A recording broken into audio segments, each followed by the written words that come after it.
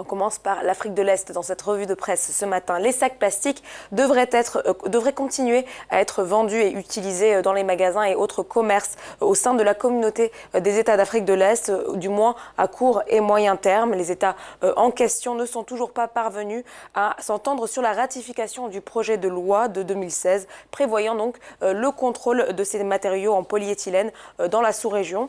Patricia Hajabakiga, la déléguée rwandaise qui a écrit la première ébauche du projet de loi, a soumis une nouvelle version de ce document au cours de l'Assemblée générale de la branche législative de l'organisation, et ce à 2 mois de sa clôture. Néanmoins, le débat sur ce projet de loi a été reporté à plusieurs reprises car les États n'ont pas réussi à s'entendre sur la question. Le projet de loi vise à fournir, je rappelle, un cadre juridique pour la préservation d'un environnement, je cite, propre et sain, qui implique l'interdiction de la fabrication, de la vente, de l'importation et de l'utilisation de matériaux de polyéthylène en Afrique de l'Est. Des mesures contestées par un certain nombre d'acteurs, notamment au Kenya et en Ouganda. Par exemple, au Kenya, l'Association nationale des fabricants et des entrepreneurs d'usines a boycotté la ratification de ce projet de loi l'an dernier. Et puis, depuis des décennies maintenant, il faut savoir que les sacs en plastique jetables soulèvent une véritable polémique car ils constituent un acquis considérable pour beaucoup de consommateurs du fait de leur faible coût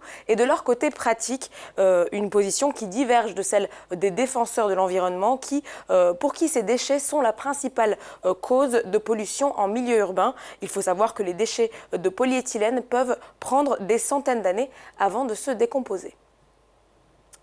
Au Tchad, la presse s'intéresse aux derniers développements dans l'affaire. Hissène Habré, condamné l'année dernière à la prison à vie pour crime contre l'humanité, l'ex-président tchadien sera définitivement fixé sur son sort aujourd'hui. C'est au terme de 4 jours de débat devant la chambre d'assises d'appel le 12 janvier dernier que le président de cette cour, Wafi Ougadei, avait annoncé le renvoi de sa décision à cette date. Outre le fait qu'il a été condamné le 30 mai 2016 à la perpétuité pour crime de guerre, crime contre l'humanité, torture et viol par le tribunal spécial, l'ancien président tchadien a été condamné le 29 juillet de la même année à payer 20 millions de francs CFA, soit plus de 30 000 euros à chacune de ses victimes. Je rappelle que le jugement en appel et celui en première instance se sont déroulés devant les chambres africaines extraordinaires créées en vertu d'un accord entre l'Union africaine et le Sénégal.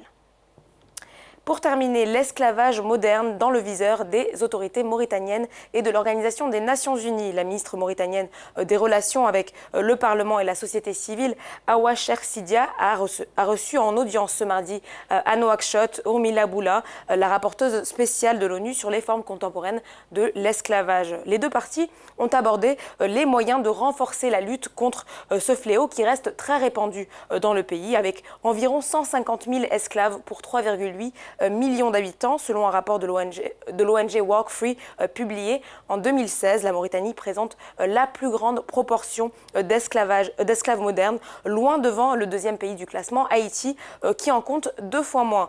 Sur place, l'initiative de résurgence du mouvement abolitionniste de l'esclavage estime quant à elle que les esclaves représenteraient aujourd'hui jusqu'à 20% de la population mauritanienne.